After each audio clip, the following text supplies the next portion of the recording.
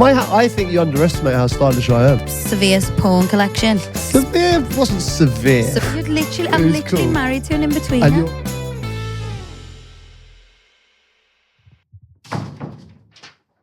Here she is. All right. What's up for you?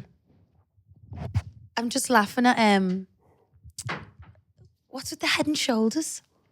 What do you mean? Oh, straight in, are we? No, literally, I'm just making a cabbage soup. I've just asked Pete to go to Tesco to get some tin tomatoes and vegetable stock. And every time he goes the shop, no matter it's for a pint of milk, dog food, whatever, he comes back with Head and Shoulders and corsadol. What is that about? Who the hell buys Head and Shoulders? I don't go often, do I, to the shops? And you do the shops. And I constantly never have shampoo. Ever. So I'm washing myself with body wash. So when I go, I've got to buy that shampoo because I'm constantly washing myself with like hand gel or something. But why Head and Shoulders? Well, you haven't got dandruff. It's wash and go, isn't it? It's shampoo and conditioner. Wash and go? Yeah. Does that still exist, wash and go? Well, that's the kind of vibe I'm going for, you know, like I either like that or the herbal essence, you know, like we really lathered in silk almost. Silk blossom? Yeah. Whereas, you know, like I just don't get that. And obviously the mouthwash thing is like my gums feel a bit puffy at the minute. I need to get into them. So I thought that and bought it. I don't have to ask questions if I say, hey babe, would you mind if I buy some corsadol and Head and Shoulders? Just bought them because I'm a man. Puffy gums? What I do. Should we get into this then? Yeah. Okay, guys.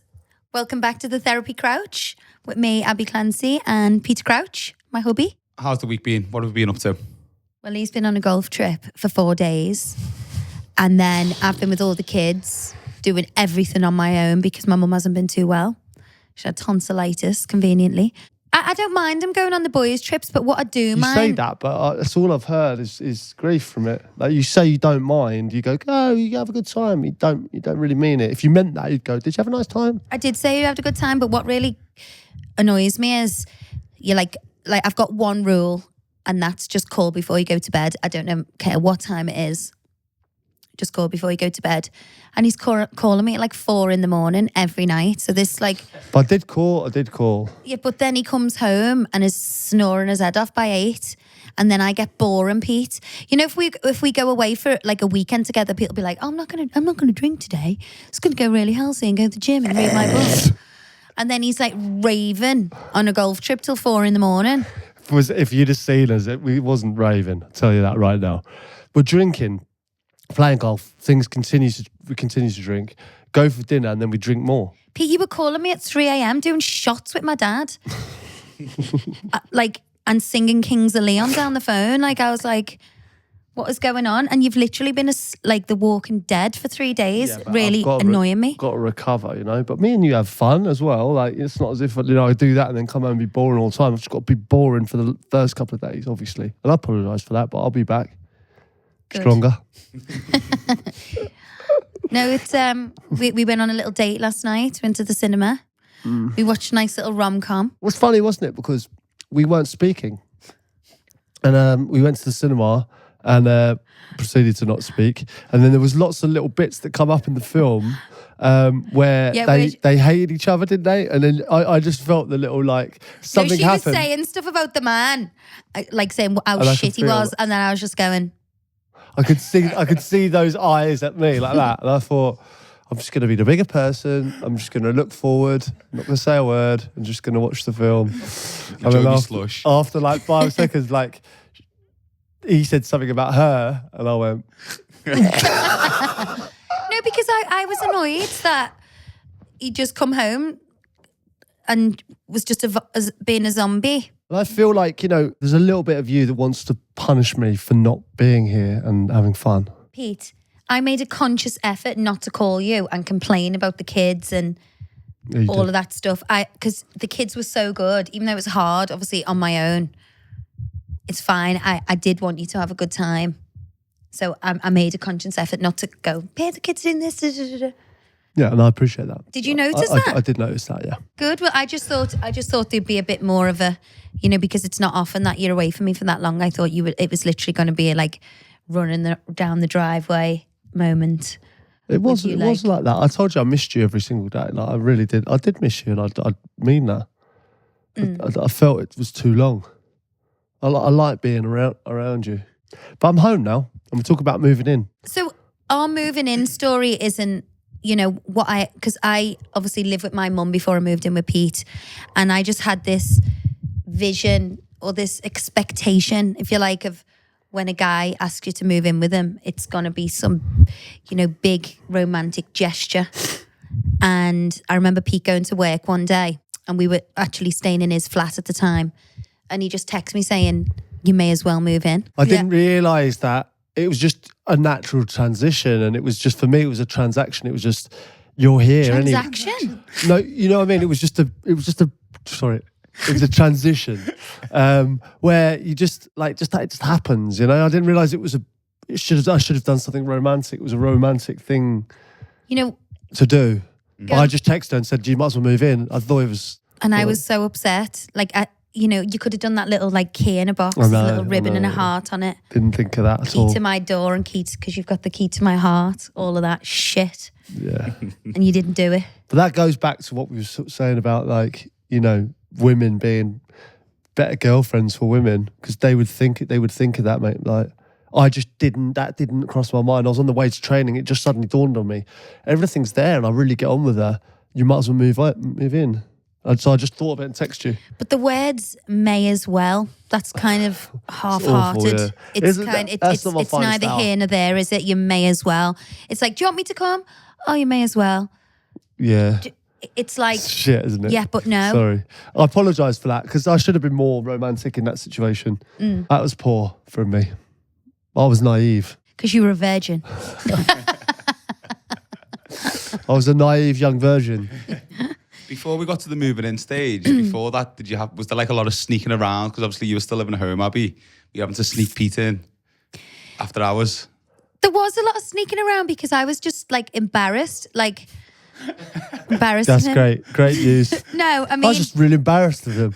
No, embarrassed in front of my mum and dad. I don't know.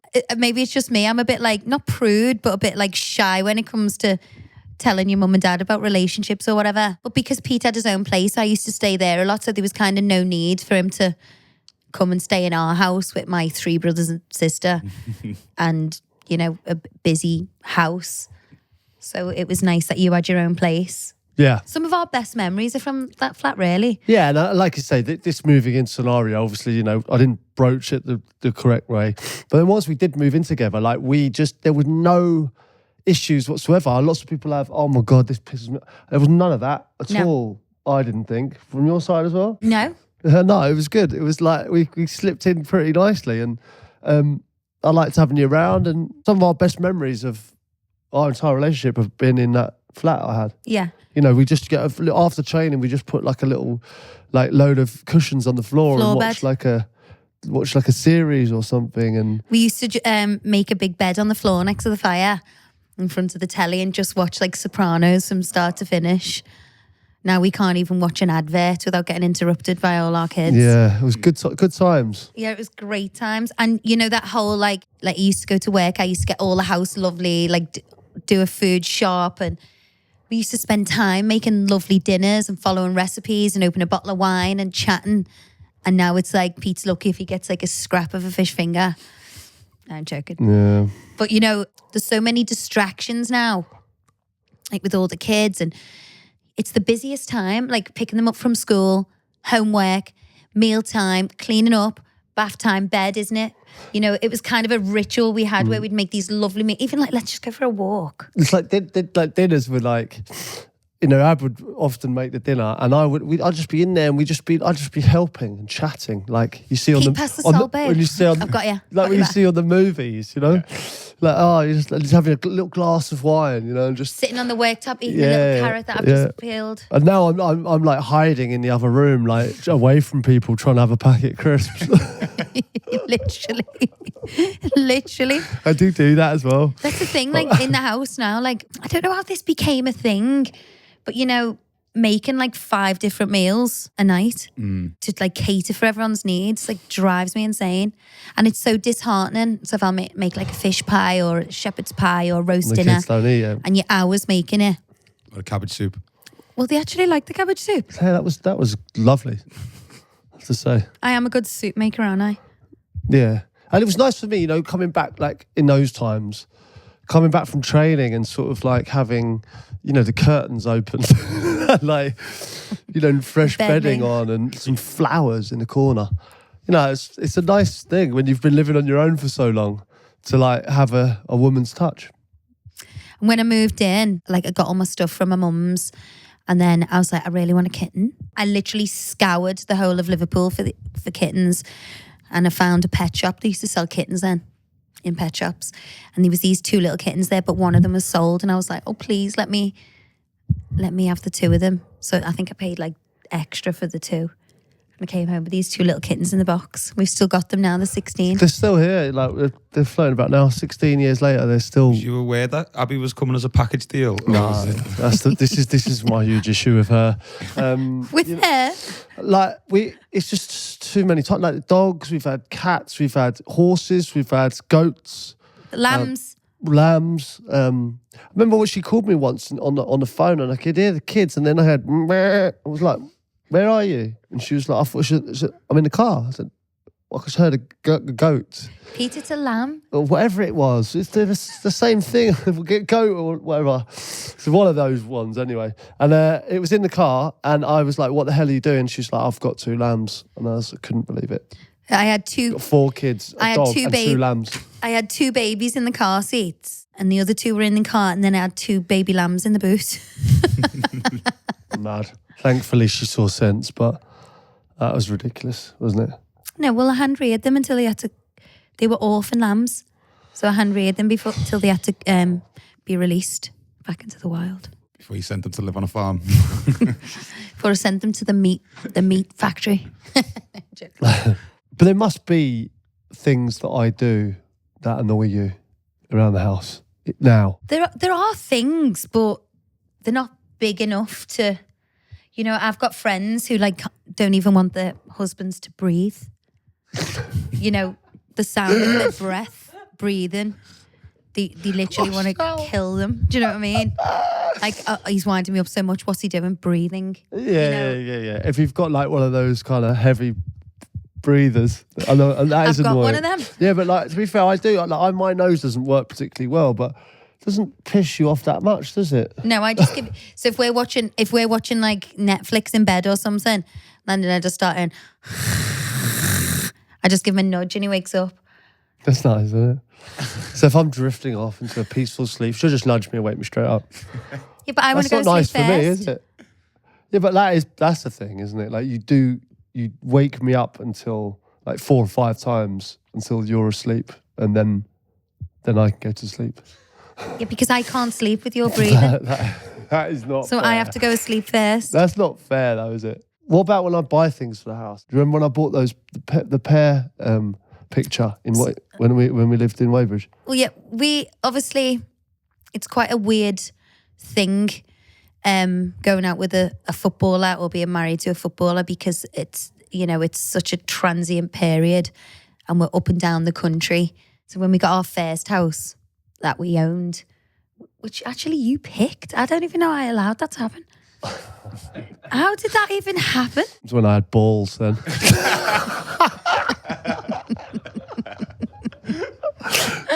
No, I've been fully castrated. So yeah, you got this house. I wouldn't have chose this house, by the way. Obviously. I came home to Pete and his dickhead mate, drinking red wine with the glasses on the table, which left red wine rings, and they were putting this picture up on the wall, wonky, and it was of 3 pears, lime green pears, and I was like, coming like a lunatic because she'd ruined the table. And do you want to say the quote that she said as well? She was like, "You fucking idiots! You've red wine on my Fendi table. The fuck you doing?" As we put the picture on, that picture's shit, and it's wonky. and then stormed out. Double whammy. It was a bad picture, but I felt like it went with the colours scheme in the house. It didn't go with anything, Pete. It was like, you know, when you go to like a doctor's waiting room and there's like shit pictures. It was that in my beautiful house that I'd just done. But you've just got no right to buy things for the house. Why do you mean no right, though? Look, I've got as much right as you have to buy things for the house. Like, it's my house as well. You've bought 3 things for the house. 1, the shit pear picture. Yeah. Number 2, you bought yourself a Marshall amp fridge. Yeah, but that's not in yours. Like, you can't see that. Like, that's up in a room that is mine. Like, I like it. People come round, lads come round and go, that's cool, isn't it? I'm literally cool. married to an in-betweener. And you're going to say about the tree. And the which tree. Is a beautiful, stunning tree. Have we told the story about the tree? Yeah, that's been told. Oh, it's been told on your podcast, but I Yeah, can tell but my version. People are listening to that one. I can tell my version of the tree. So, I remember we were at a kid's party and Pete was acting really shifty and he was like sneaking in and out and I was like, is he having an affair or something? It was just so odd. And then he was like, I've got to nip back home now. And I was like, what for? And he was like, Amazon. And I was like, an Amazon delivery. And then I just didn't think any. And then I was thinking, Amazon, just throw it over the gate if we're not there, whatever. So starting to really panic. Then he came back to the party like sweating and looking all nervous. And it was our anniversary the next day. So got in and it was this, I say tree. Beautiful tree. I'm looking at it now. It's just stunning. It's basically branches in a vase with fake blossom petals wired all over it. And he was so proud of this tree. Did a big unveiling and that's why he was acting so weird. And everyone was like, what the hell is that? But I thought, you know what? I'm going to be nice and not hurt his feelings. But as the day went on, I just couldn't keep it in. Have you seen Roger Rabbit where he can't like keep things in? I was like that. You know, I just couldn't keep it in. I was like, I don't want to be mean, but I have to. I have to. I'm so surprised at that. The worst thing is I was so far ahead of the game. Like now I go to restaurants and I see and you go, like they look amazing. We went to Zuma the other day and it's like high-end top restaurant. They've got a very similar because tree it's a in there. restaurant, babe. So when I asked him, it's a good vibe. I was like, People like it. I was like, where did you get this from? He was like, oh, I was in the food hall in Selfridges and the whole food hall was decorated them. So I found out where they made them and got you one made because I knew you'd love it. I was like, oh my God. That's harsh. I think it's really nice. But the worst thing was, I really wanted this necklace. Heidi and my mum were like, this is a decoy. The necklace is hidden on the tree. So we were all like rooting through the tree for this necklace. Didn't get the necklace.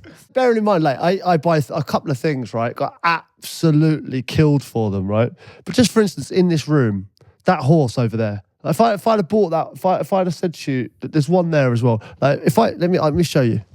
Imagine I came home with that and went, all right, I've got something for the house, and I put that in the house. You go, what the fuck is that? You would go, that is embarrassment.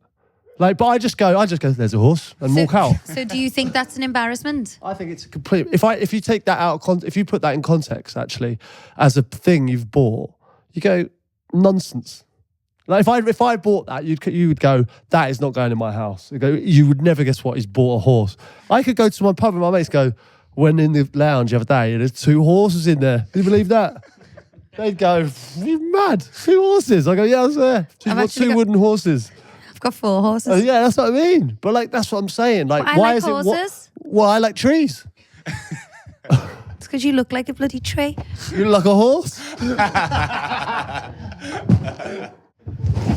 No, but that's... You know what I'm trying to say is like, it's one rule for one and one rule for another. You can come up with the most mad concept, put it in the house and go, that's cool now.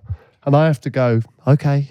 So do you not like the horse? I think a horse looks quite nice, to be honest. I do. I'm joking, but I also think the tree looks nice, and I think you're not giving me enough credit. So when I brought them horses home, though, you were like, oh my God, I love that. I didn't once say that. You I? did. Say that. You did. You actually did. I liked a horse. It's just, it was in my eye line. I'm just what I'm saying. It's like, if I bought that lamp, you would have said, I don't like that lamp. But because you bought it, it's fine. It's not, Because everything you haven't buy bought is it. shit. No, but that's your opinion, No, isn't it's it? like every Christmas. Like, you're the only person who can go into Chanel and get it wrong. Like, you bought me a fucking bum bag. I'm nearly 40. When am I going to wear a bum bag? 100%. If you saw someone that, you think is fashionable wearing, which they do now, I've noticed. People do wear them. They are cool now. They're not what they were. And then he also bought me an orange bag. Orange? Like, literally everything I wear is black. And he bought me an orange bag. I'm like, why'd you do that, Pete? And he said, oh, the girl told me in the shop that it was nice. I was like, well, if the girl told you to put your finger in the fire, would you do that? No. Like, you're asking an opinion of a woman you don't even know when you know me. I've never got a present wrong for you. Probably not. So going back to when we first moved in, I arrived with all my stuff, my 2 little kittens, Maggie and Baby. And then it was a 2-bedroom, it was actually a 3-bedroom flat, wasn't it? Yeah. But he had one room which was like had all his clothes and stuff in, like rails. So I thought, great, I'll put all my stuff in there. So I had to go in the room to try and make some space for my stuff, and picked up this bag. And it was like an old LFC, like sports bag. And I thought, oh, this would be great. My brother can use this for school. He's a Liverpool fan, blah, blah. Pete literally pole vaulted over the table, the dining table in the middle of the room, and jumped over mine and my mum's head to get to this bag. So obviously I thought, what the hell is in this bag? So then it seemed like Pete had the biggest porn collection It wasn't the biggest porn collection in the world. At all. Generally wasn't. There's a couple of DVDs in there that had been on loan. And I Charlie's anals. but I managed to get in the bag before he grabbed it off me and pulled out this disgusting CD, and it was called The Incredible Gulp. And in there was, the front cover was just this girl like squatting in like a green mankini. She looked like bloody Borat. Play on words, like it's the Incredible Hulk, but it's obviously the Incredible Gulp.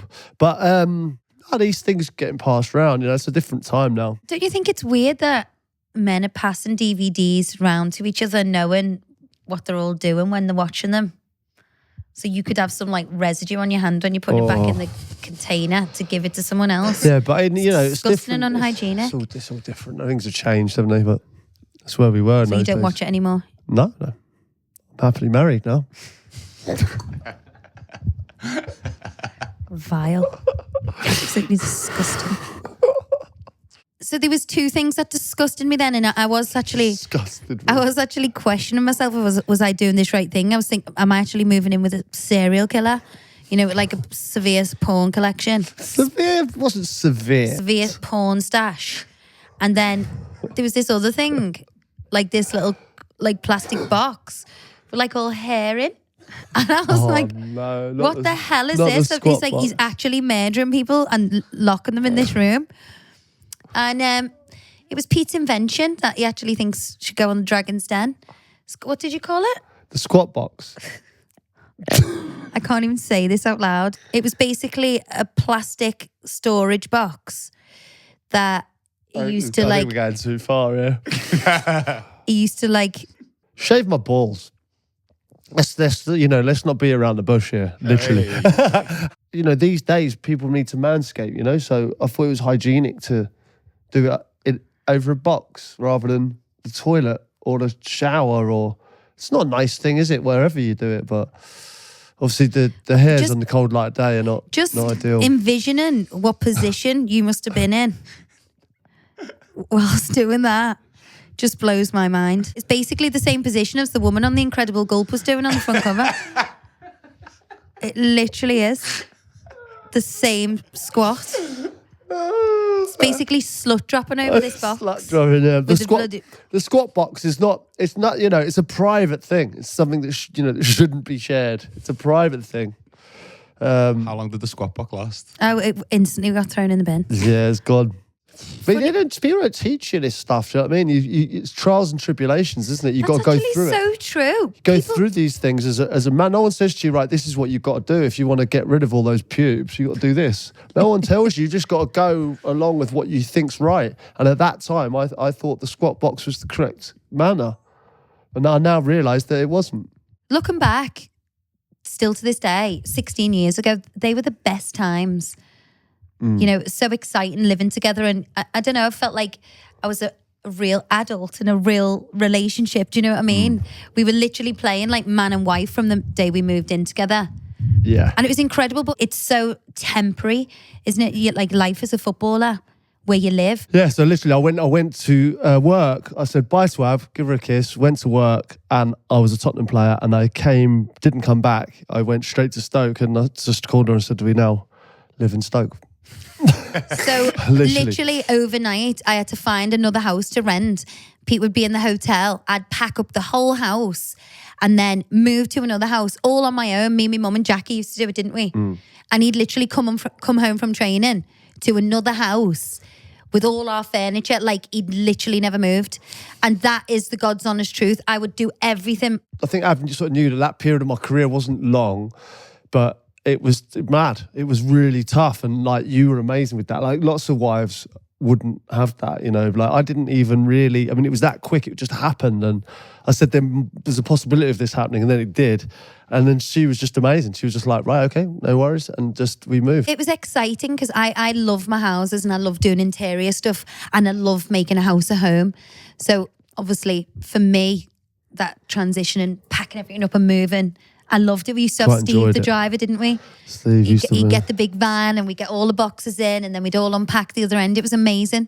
Very bizarre way of life if you think about it looking back. It was weird, and obviously, like I was playing and stuff, and like obviously I'd help where I could, but sometimes I might have to go away for a match or whatever, and like I remember coming back from a game, that Stoke one especially, and I had found a house, we'd moved into it, and like I came back and it was sort of done, and like I mean, most people say that moving house is really stressful, but for me it wasn't. But that's down to him. Like, I just literally came home and was like, And my mum. Where's my jeans, babe? Where's Like, my my porn stash, babe? where's the Incredible Gulp, babe? You put that. Give it to our job. Yeah.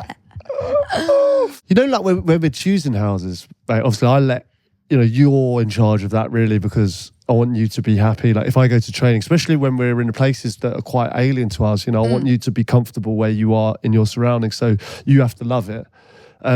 So you'd go and pick them. But I remember, like, certainly around Cheshire, like, if you rent houses up there, a lot of footballers are in that sort of that zone, if you like. And so quite often you end up renting off footballers or players before have been there, and quite often that's not a nice thought. No, it's not, because I remember we viewed one house. This one particular footballer in question had just like been in the paper having shenanigans in the swimming pool, and the guy was like, "This is a swimming pool." And automatically you're thinking, "Oh no, he's been in there." Like, we're moving into a family home, and it has to play on your mind when you're thinking about it. There was one particular house that you wouldn't sleep in we actually did rent it, but we didn't sleep in the master bedroom for that reason. Do you remember? Yeah. There was one particular room that we didn't go in. Ever. Yeah. And we had, we thankfully we had other bedrooms that we had, which was fine. You know, we had the baby in one room, Sophia at that time, me and you, one spare room, and a room just left dormant. Yeah, we actually did. God, but this whole time the cats have been with us, and the amount of times we've lost these cats. And that's it, when we lived in Hampstead, Maggie went missing, didn't she? And we found this guy online, the pet detective. It's Ventura. That's exactly what I thought. I thought these things actually exist. A pet detective came round. Do you know what pet detectives do? They just go on Facebook. He was asking me questions like, so where does she like to go? It's like, no fucking idea. Like, she goes everywhere. You're the pet detective? Yeah. What kind of things is she into? Mice. I don't know. Mice and balls of wool. Yeah. But to be fair, he found it, and she was all the way. She was all the way in Camden Lock. Gone down to Camden Lock. That was in her teenage years. Yeah. So these cats have come with us everywhere we've been. It's quite a funny life until we settle down. So what about when we finally built our house? We've been travelling around all over the place, and we sort of never really settled anywhere. And then we go, right, we're done. We're settling. That's that. the process of building it. It's just a funny thing because obviously for years we're traveling up and down the country. We're in mad places. We're kind of on our own in houses that we can't really make our own because we don't, you know, we were just renting it for like a small periods of time. We were even in a hotel for a while, weren't we? Do you remember? Living out of a suitcase. A lot of hotels, like, yeah. That was mad. That was fun though. It was fun. Remember when you went to Burnley and I was like so worried about you because you were like in a hotel room on your own and you absolutely loved it. It was in like this the hotel had like a Michelin star restaurant, so every night Pete was having like 7 courses. The Northcote Hotel, like near Blackburn. I think I've had this vision of me like in a budget hotel, sort of like in darkness. But I was in this lovely room and I'd walk down and it was like a proper Michelin star restaurant. It was unbelievable. And I was down there and I'd have like 8 courses. And she'd call me and I'd be like, yeah, just really bleak up here. And I'd be on like eating my foie gras with my 3rd tasting wine. And bearing in mind, Ab was pregnant, which is not ideal. Obviously, I had Sophia, Liberty, and Johnny was a baby, and I was pregnant with Jack. And I just didn't think it was worth upheaving the whole family for 2 months and taking the kids out of school when Pete was going to come back after the 2 months. So you only came home like at 3 nights a week, didn't you? At that time. Well, if it was a normal week, I'd come home Tuesday night. I'd come home Tuesday after training. I'd have Wednesday at home. I'd go up Thursday morning and back Saturday night. And back Saturday night. Yeah, it was a tough thing because I was away, but we got through that, and it was a chance for me to finish in the Premier League, which was great. And I appreciate you doing that for me. You know, obviously we do retire, and you know we've got the opportunity to build our house, which I suppose like lots of people don't have that opportunity. It was, you know, we're very blessed that we managed to get a nice plot of land and create a house for ourselves. Our dream home. I just had Sophia. I had like 1 baby and I'd moved from Liverpool to the middle of the countryside and I didn't have any friends. And I remember thinking, oh my God, am I just going to be like left on my own, like in the house on my own every day, like when you're in work and not knowing anyone? That's a good point. You know, like often it's always, the player can't settle. And quite often the wife gets the blame for that. But if you look at it from the wife's perspective or the wife's point of view, quite often they move to like different countries, don't speak the language, you know, living in a place with a completely different culture, and don't know where to go or have no friends or family around them. Like, that must be, I know obviously we didn't move to a different country, but you're still moving well away from your friends and family and coming sort of down to a place that's all alien to you. Must be strange. Yeah, I think initially when we moved in together, obviously I was like 19, 20 and you're close enough to home. I'd only lived with my mom and I was half an hour and I was back in Liverpool, so it wasn't as scary. But then the thought of moving down south and, you know, being isolated and having no friends, it is a thing. And especially when you've got your baby, like for me growing up, I'm used to having like me nan, me aunties, me uncles, cousins there on a daily basis. So it is quite a worrying thing where you think, oh my God, my kid's going to grow up with no family around them. You can't just nip to me nan's for a cup of tea or, you know. Especially in Liverpool, I think that is so family oriented. Family is the core of everything. I know, and like you all just nip round to each other's houses and you're never on your own, are you? Ever. No. So what I think that is, obviously getting you down here was a thing. Yeah. So when we went to build our house, I was a bit like, oh my God, I'm just going to be here on my own. But then obviously the process began and it was an incredible... Did you enjoy the process? Yeah. Well, you know, it's my favourite thing to do. I didn't realise how many shades of like white there were. Like seriously, like honestly, that every single day there's 100 questions. And you're like, is that wall, like what colours you want it? And you go, white. Well, you can have this white, you can have that white, you can have this white, you can have that white. And then everything you go, well, we're not going to have that. And they go, well, look at it though. And you go, it's amazing. Like, Yeah. You know, you go, well, we can do without that, but you see it and you go, oh, no, I can't unsee it now, can I? But you always want that everything goes over budget. Like, it is a learning curve. Like, there's so many things I've done in this house that I wouldn't do again.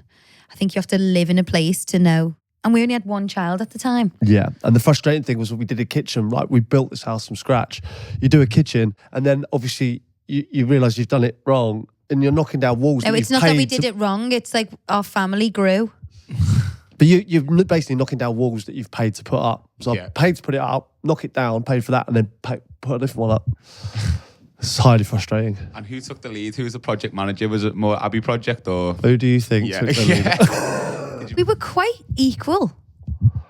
I think on this structurally, I was involved. I was picking something like a couch or something, and Pete threw a hissy fit and was like, I wish I could just have my own house with my own couch, pick my own couch and my own fridge and da-da-da-da. Do you know what our answer was? Your couch would be shit. I said, no, I've had enough of this. I said, what I could go and get my own stuff, and it'd be mine. It might be shit, but it'd be mine. And like, she just went, your couch would be shit, and So everyone would hate it. What would you do differently then? What would your ideal style of a house be then inside? No, I like this style. I love it. I mean, otherwise, I would say I don't like it. Like, this is gorgeous what you've done. Like, I can't deny that. Awful, like, amazing. But I think you underestimate how stylish I am. Pete, you didn't even have a sheet on your bed when I met you. Yeah, but like I was young, I was living like a student. You know what I mean? I've matured now. Your tastes mature. You know, I drink red wine now, and I converse. I don't go out and get pit. You know, I'm a more mature man. My tastes doing shots at 4 o'clock in the morning to Kings of Leon the other night. What are you talking about? No, but I am a more mature man. Your tastes become more refined, and now I could furnish a house tastefully. Okay, so what would you do? What would you do in the lounge? Tell me. This lounge here. Well, I said about this lounge, you're going to laugh, but I said we should soft play this whole entire lounge. I did say that. I'm not having a soft play in my house, Pete. We very rarely come in here. We come in here for this podcast and we come in here at Christmas Day. Massive, quite a large room. But if you soft played it, right, had slides coming down from the ceiling, ball pits, PlayStations, you could have like fun room, right? The kids would go in there, go have the fun, so much fun, and we'd be in there having a nice dinner. Our kids don't even go in the soft play when we go to a soft play because they want to be stuck to my hip. But what I'm saying is, if you did that and just shut them away in this room, it would be more contained rather than having. What we do in this room is we look through the window and we go, what a beautiful room. Let's go and sit in that one. My display purpose only. And that brings me on nicely to the posh living room. Something that I'm sure most female listeners will understand, but a lot of male ones might not. I think I'm just thinking for show, the things for show. Yeah, for show. Like, what is the point of having a room that looks gorgeous and you'd never go in it? Explain. Because it's just a bit of a sanctuary, and it's because the rest of the house is wrecked with the kids. It's nice to have one room. Like an adult room. Yeah. But I think Pete doesn't get the for show thing. So we've got like... Don't touch that, it's for show. Like he'll vibe. What is that? He'll get out the shower and go to use a towel. I'm like, don't use that. It's for show. But you have tan on them as well. Like there's tan all over the towels as well. That's like just makeup. It might look like shit, but it's your tan everywhere. Yeah, but I don't use for show towels to wipe makeup But off. why are there for show towels? That's what I want to know. That's what we're trying to get nice. to the bottom of. For show towel. But why? It's our bedroom and our bathroom. No one's even in there. You can't say, well, I'm hanging that for show. I'm going to use it. I'm in the bathroom. There's a towel there. Who's going to go in there and go, a couple of nice for show towels? You've got to go through our bedroom, into our bathroom, and then go and check the towels out. Because it's for me. The show is for me. Because I want to walk in. The show is for you. Yeah. What about me? They're talking about like showrooms and show towels and things like that. Like, just touching on that. I've never known anyone love. I mean, listen, I like a clean house, but like, there's cleaning and there's like lunatic cleaning. And I would put you in the latter category. But this is my space. I love being in my house. Like some of my friends think I'm so sad, but nothing gives me more pleasure than cleaning my house and having everything organised. Like it just makes me so happy. Well, like the other day, like you said, we both had days off, and I chose to play golf, and you chose to empty wardrobes. Yeah. But then I came home and you said, I've been emptying wardrobes all day. But I was like, hold on. Our decision today on our days off, mine was golf, yours was wardrobes. Yeah. So you can't then go, you've been playing golf all day. Like you could have gone anywhere. I would rather empty the wardrobes than do anything. I just want everything perfect in the house, and it's so hard to do when you've got 4 kids who literally have got zero regard for anything. My kids just literally have a yogurt, throw it on the floor. That's kids in general, I think. Go I like into the the- yogurt thing I get. Go into the It's no good. clothes, get everything out, and don't put it back. You know, I love a clean house, and I love everything to be perfect. My Dyson is my favourite thing. Oh my God, the Dyson. Like the other day, I was using it, and there was all scratches all over my wooden floor. Bearing in mind, I've only had this Dyson about 4 months. So I looked underneath, I was going to take it apart, clean it, whatever. And I noticed that I'd worn the wheels completely off it. Like, I just love hoovering and it's filling up. Permanently, like, using this hoover. And, like, it's just constant thing, isn't it? Like, I'll be watching telly and it just come on, like, 5-6 times a night. Even the babies now, like, Mum, put it on medium. He even knows. They do. The babies are like, features. medium. They know the features of it. Mum, put it on medium. We can just about hear the telly then. But that's just me. You say you like the house to be clean. You actually don't. You've got a full wardrobe going on. Yeah, but this is the problem. Like, this sounds like we're being, oh, you know, men do this and women do that. Like, I do have a thing where I put stuff in an organised place. And it doesn't look that organised, but I might wear those trousers tomorrow, but I'll decide in the But morning. you never do. But sometimes I don't. It's just being lazy, and this is filtered down to our daughter. It's not being lazy. It's like I'm just going to put it in near the wardrobe or near the basket, and I'll decide in the morning which one of those it will go in. Sometimes I forget. See, Sophia's copying you now, and in her room behind the thing, she's got a pile of clothes. And she's like, well, I haven't got a linen basket in the room. I'm like, I haven't got a linen basket in my room. The linen basket is in the cupboard. Put your stuff in there. She's copying her dad. And subconsciously, she's picking up these terrible traits from him. You know what? So obviously, the holidays, like I took the girls away when Ab was pregnant with Johnny, I think it was, and we had a system. Obviously, Ab's very regimented about her system. So when we went on holiday together, I said, right, listen, you sat them down. I said, you don't have to worry about what stuff goes where. You love being the fun dad. But You just we had so love much it. fun with it though, because what we were doing is we Just taking the piss out to me when I wasn't there. No, That's just not nice. we weren't taking the piss out of you at all. I just said, look, there's a system, but the system was fun. So, like, if you take off your dirty clothes in the evening, you throw them at the wall, which was the dirty pile. So that it hit the wall, they'd slide down, and they'd be in a dirty pile. Well, that's what she's doing now. And then what we were doing, we were putting on clean clothes, and then we were throwing them the others, and we were only there for a few days. So at the end, I just picked up all the dirty pile and put it in a dirty case, and I had a clean case and a dirty case, exactly how you have it, But it's not but in a exactly much how I more have it. fun way. It's not exactly how I have it, because when I'm doing the dirty case, I put it in colours. So when I get home, I just get all the whites, throw it in the washing machine, all the darks, washing machine, coloured, blah, blah, blah. But by you doing that, you know, you have a real thing that you like to be the fun dad, and That's leave not me true with at all. all the No, crap that's not jobs. true, because you can be fun mum. It's not. Well, I don't want a can't. monopoly on it. You just can't be a you just fun go. mum. Why? Of course you can. It's hard to be a fun mum because the jobs. Sorry, we're coming across like very male, female here, but whoever's kind of whatever role you've got in the house, whoever's running the house. So getting the food shopping in, packing the kids' school bags, doing the kids' homework. There has to be an element of routine and respect there. So if you just undo all my work in a 4-day holiday, that's not fair. Yeah, but I didn't undo all your work. You always say to me, you don't have to do it. If I didn't do that stuff, it wouldn't get done. Do you know what I mean? I can't just go, right, I don't want to pack the school bags, don't want to wash the uniform, not going to do it. Because that is a ridiculous comment. Don't do it then, because who would do it? Didn't say don't do it then, did I? do. I didn't say don't do it. Do say it has it. to be done. And you're better at it than me. And I'll be Conveniently. I'll be like that with the kids. Like, right, you haven't eaten your dinner, so you're not having any dessert or whatever. And Pete will just come home with like loads of sweets, and I'm like, Daddy. No, that's poor. I'm like, fuck off. No. Well, it's been a good therapy session, but it's between me and you, and I feel like this is the point now where we get the listeners involved and we find out their problems. We try and help them. All right. Yep. What have we got?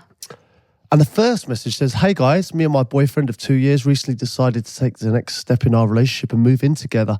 Before moving in, I can only describe our relationship as perfect.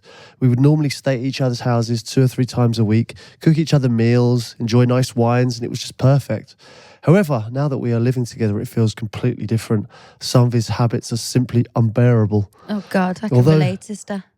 Although we used to spend less time together, it actually felt like more quality time. All he wants to do now is sit on the phone, scrolling on TikTok or playing FIFA online with his sad little mates." This is Sorry, I wrote this question. just from you. He also seems to have become a lot scruffier and ignores most of the whole household chores that need to be done. I've tried to bring this up a couple of times and he said he would make more of an effort, but I've seen no evidence of this. I've considered suggesting that we move back out and go back to how we were, but is this even possible or is it the end of the road for us? Is your name on the door, Agony Ab? How would you go about with that? I just think this is standard. Men are boring scruffs.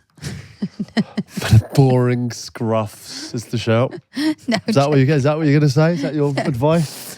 No, I think this is a pretty standard problem. You know, it is different when the novelty's worn off and you do move in together and you do become aware of people's like traits and habits.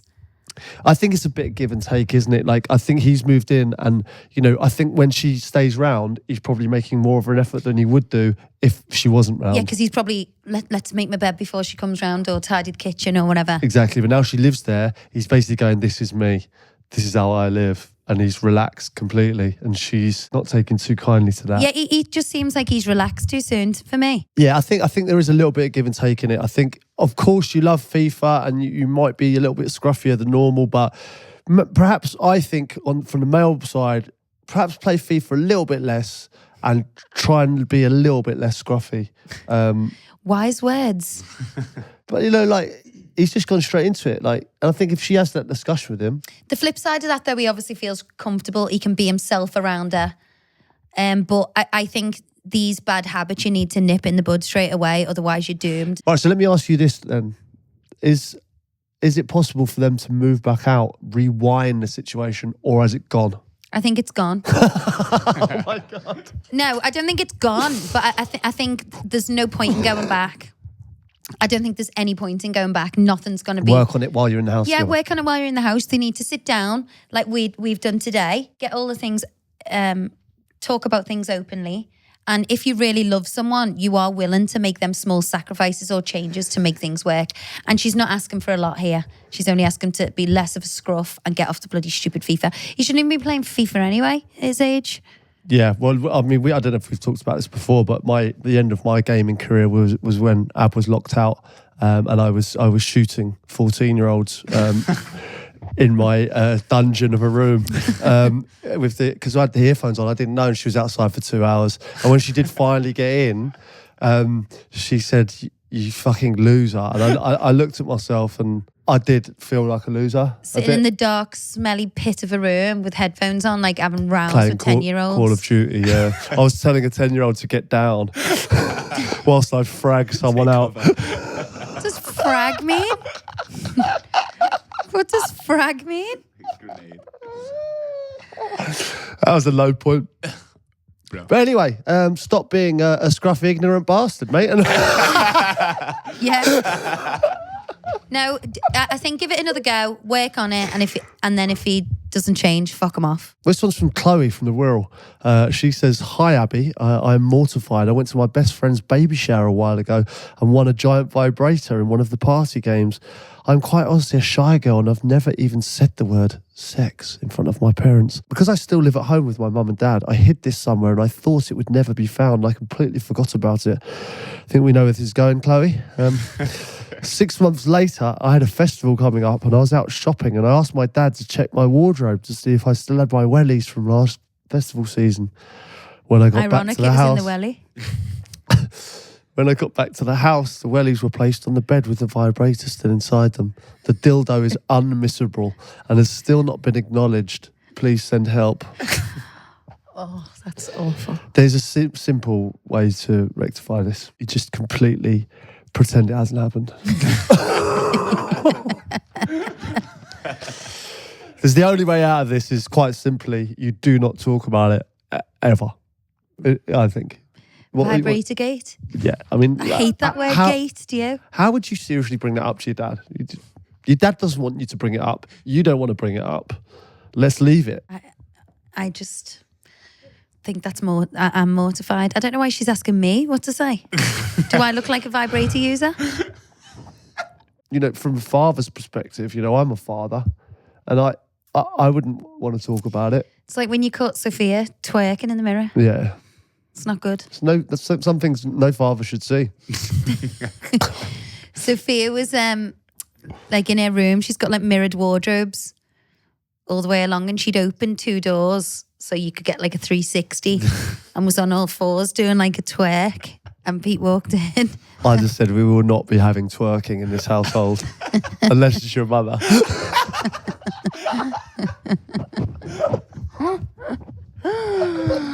I think the dad's going to be feeling worse than her, and I think they should both. But what ignore. he could do you think he just didn't want to touch it? Because he could have just put it back in the wardrobe and go, there's your wellies. Well, Do you was know what I it mean? But the loose? fact that he's just left it in the welly. Was it loose or in a box? I just said in the welly. Has he left it there to go, I know? Yeah. Or has he left it there, I don't want to touch that? In summary, what should she do? Didn't happen. Didn't happen. Didn't happen. This one's from Debbie from Portsmouth. She says, hi, Ab and Pete. I have an upcoming holiday booked and I was looking through Insta for some bikini inspiration. And I came across this beautiful influencer's Instagram page. And while scrolling through, I noticed my long-term boyfriend has liked more than a few of her posts. Oh. This wasn't a massive problem for me, but I did decide to dig deeper and see who else he was following on Insta. I was really shocked to see the majority of people he follows are really beautiful girls or swimwear models, the majority of which I look nothing like. I have confronted him about this and he's tried to make out that I am overreacting and the crazy one. Do you think I am wrong here? Well, I know what the answer is you're going to have, but I'm just interested to see how you're going to say it. Okay, let's just flip this. What would you do if you noticed me liking all pictures of like hunky men that look nothing like you? But I think you'd probably do that. No, I don't. I Are you do. insane? I don't like them. I'm not stupid. I'm not that dumb. My God. Well, I think you would be fuming with me. I just think it's hurtful because it as a woman or as any partner on the receiving end of this, it just makes you feel insecure about yourself. And some people don't actually care about this stuff, but I actually do. But I like the fact that you care. I think it's strange if you didn't care. If I was doing that, I would find it strange if you were like, oh, don't worry about it. Yeah, no, it makes me feel sick to my stomach actually, but I'm quite a jealous person. And I just think it's hurtful. Yeah. What would you think? What would you feel like if it was me? Well, you wouldn't even speak to me about the fucking Viking show. Literally fuming. No, I'm not happy with it, and you wouldn't be happy with it. But you know, Is it a jibbable offence, do you think, Abby? Yeah. Like if she's broached it, she said I'm not comfortable with it, and it continues. Yeah. Look, people make mistakes in relationships, but you know, if she addresses it and tells him that it's hurting her feelings, blah blah, and he continues, it's definitely a dumpable offence. Right. Bear that in mind, Pete. Yeah, why did you just do that huff then? No, I was thinking about him. I wouldn't have the balls to like pictures like that. I wouldn't want to. I don't care if you do it. Right, next question. This is Nick, who's 23. And he says, me and my best mate moved in together for the past year. Life could not have been sweeter. I'm talking non-stop banter, beers on tap, taking full advantage of the single life, if you know what I mean. If you don't know what I mean, let's put it this way. We've done more damage than a bull in a china shop. Oh my God. Christ almighty. That means he definitely hasn't. Yeah. My dream is now turning into a nightmare. My brother has turned one of his side chicks into a main chick, and she's living in my house rent-free. He's now down to one night out a week, which he brings her to, and the wingman I had is more like a married man. I need to split these guys up ASAP and get our lives back on track. Do you have any ideas how I should approach this shit show? I'm thinking of causing a breakup. It's for his own good, but I need help with the execution. Oh, this is a good one. No, I think 23 is a bit young to be tied down, don't you think? Yeah, definitely. And if I don't know, if they're paying rent, she should be paying rent if she's living there. I think now. that's a lot of problem like the young ones have, especially when they've got their own place. If you see if you start seeing a girl in particular and then you see her again and you see her again, and because you've got your own house, you kind of just stay there and don't leave. I reckon the guy should plant some knickers in his bed or something. Just get some shit going. Do you know what I mean? So what would you do if this was if this was you and your friend doing some serious bull china shop damage in the town? Bull china shop damage. And some girl had come in and thrown a spanner in the works. What would you do to sabotage? I'll be fuming. No, I just think you've got to do the standard kind of things. Like, we so and so saw her out the other night. I think she's cheating on you. Just put a bit. The would you do it doubt. to him? Yeah, I just put the element of doubt. Controversial. See, I'd do it to her. No, because you don't want to converse with her. She's dead to you. Yeah. Do you know what I mean? Like you all you care about is your mate. So you just plant that little seed. Like, do you know, so and so saw her out the other night and she wasn't behaving correctly. Just plant that little bit of seed of doubt, and then just sort of play on that doubt. Really. I think we need to tackle her. The thing is with these things is that you end up falling out with your mate, and that which is no good. So what you have to do is let him make his own decision. So you have to obviously say things that obviously just plant seeds. Plant seeds. You can't go in and bull in a china for use of a better term, like a bull in a china shop. But you just need to let him make his own, find his own way. And also another good thing is go out and have fun and show him. Go, look, we were bull in a china shopping last night. Just make him feel like he's missing out. He's only young. It'll come round. It's a storm you have to ride out. So I think we've covered a lot of bases there of this episode of the Therapy Crouch moving in. Obviously we went back to when we first moved in together. I should have asked you in a better manner. We've come across, lots of different factors into furnishing a house, to squat boxes and corn stashes. We've done a wide range of subjects, and I feel like we've cleansed ourselves, and hopefully people have enjoyed listening to it. Yeah, I just think it's nice looking back. There's so many amazing memories we've got, and I do feel therapized. Great word. Yeah, do you? Yeah, like I say, I just think it's nice looking back on all the things and the situations. And when we have moved into houses, obviously, you have been at the forefront of that. And I'd just like to take this on record to say thank you for that, because you've made our house a home. Oh, thank you, babe. Wherever we've been. Well, I've tried, even though I'm not a fun mom. Yeah, but you'll never be that. I am a fun mum. So yeah, thanks for listening to the pod. We really love all your support and all your funny stories, and really hope we're some use and some help with your relationships. Follow us on our socials and write to us on our website, thetherapycrouch.com. And yeah, see you next week.